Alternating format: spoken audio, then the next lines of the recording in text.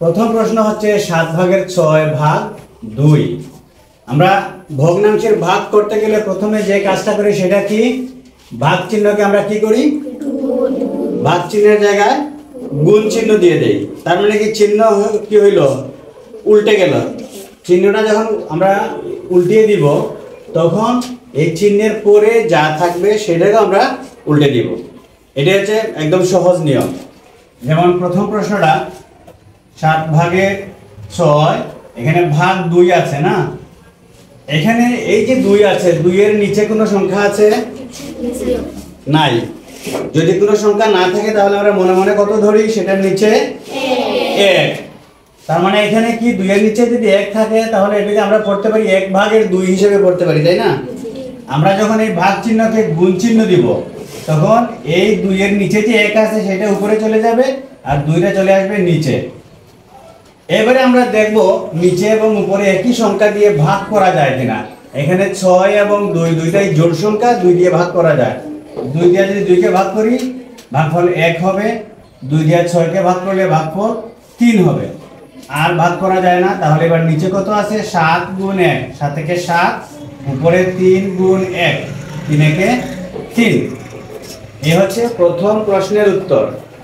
এবার আসি আমরা 2 নম্বর প্রশ্নে। এখানে আছে 5/3, তারপরে ভাগ চিহ্ন আছে, এটাকে আমরা গুণ চিহ্ন দিয়ে দিব। আর এখানে 3 এর জায়গায় কি লিখবো এখন, 3/1।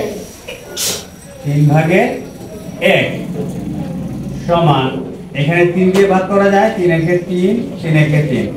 নিচে হলো 5 গুণ 1, 5 একে 5, 1 একে 1। এবার আসি 3 নম্বর প্রশ্নে। 8/5 ভাগ 4 ছিল এখানে, তাহলে আমরা এই 4 কে কিভাবে লিখবো, এখন ভাগের জায়গায় দিব গুণ চিহ্ন, আর 4 কে লিখবো কিভাবে, 4/1। 4/1। এবার দেখি নিচে উপরে ভাগ করা যায় কিনা একই সংখ্যা দিয়ে।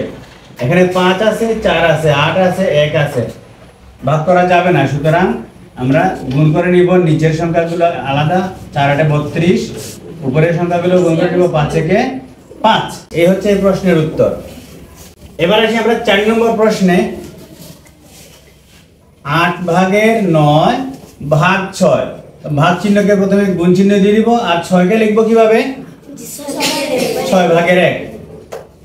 এবার আমরা ভাগ করি, দেখো 9 এবং 6 3 দিয়ে ভাগ করা যায়।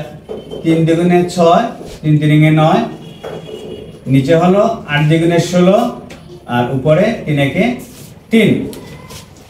এই আমরা একই নিয়মের 4টা প্রশ্নের উত্তর বের করলাম। এবার তোমরা এগুলা খাতায় উঠাও।